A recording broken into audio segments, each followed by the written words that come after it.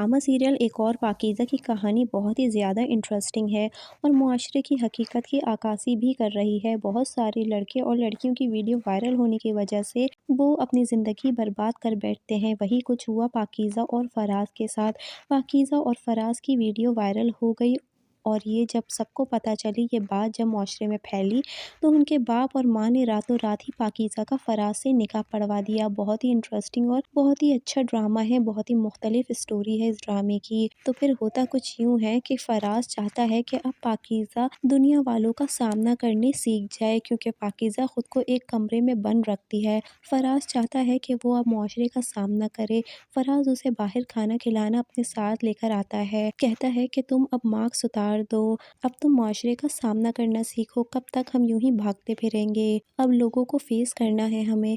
यहाँ पर पाकीज़ा बहुत ज़्यादा परेशान होती है और फराज उसको हिम्मत दे रहा होता है। खैर, यहाँ पर फराज मिर्ची वाला खाना खा रहा होता है। पाकीज़ा उसे देख के कहती है कि तुम तो मिर्चों वाला खाना नहीं खाते थे ना, अब क्या हुआ, अब तुम इतने मिर्ची वाला खाना खा रहे हो। तो यहाँ पर फराज कहता है कि तुम तो मुझे आप कहकर बुलाया करती थी ना, तो अब क्या हुआ, अब तो मुझे तुम कहकर बुलाने लगी हो। यानी कि वक्त बदल जाता है, हालात के साथ साथ वक्त भी एक जैसा नहीं रहता। सब कुछ बदल गया, इनकी ज़िंदगी, इनकी मोहब्बत, सब कुछ बदल गई सिर्फ एक वीडियो की वजह से। दूसरी तरफ समन भी पाकीज़ा को ढूंढने में लगी हुई है। सनम की असलम साहब ने कोई भी मदद नहीं की, तो वो पाकीज़ा के भाई के पास आती है और पाकीज़ा का नंबर मांगती है, लेकिन पाकीज़ा का भाई साफ इनकार कर देता है कि मेरे पास नंबर नहीं है, और अगर होता भी तो मैं तुम्हें फिर भी नहीं देता।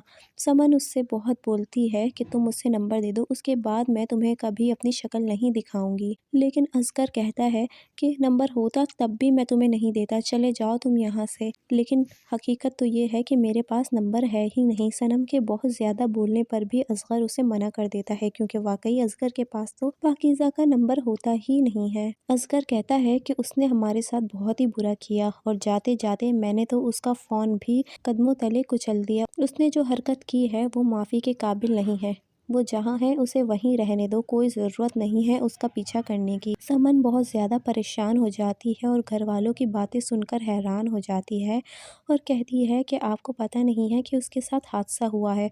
हादसा तो किसी के साथ भी हो सकता है और आप उसे इस तरह सज़ा दे रहे हैं। ये हादसा तो किसी के साथ भी हो सकता था, लेकिन असलम साहब और उसके भाई तो वहीं अटके हुए हैं कि आखिर वो अकेले लड़के के साथ होटल के रूम में गई क्यों। बस इसी बात का इनको गुस्सा है।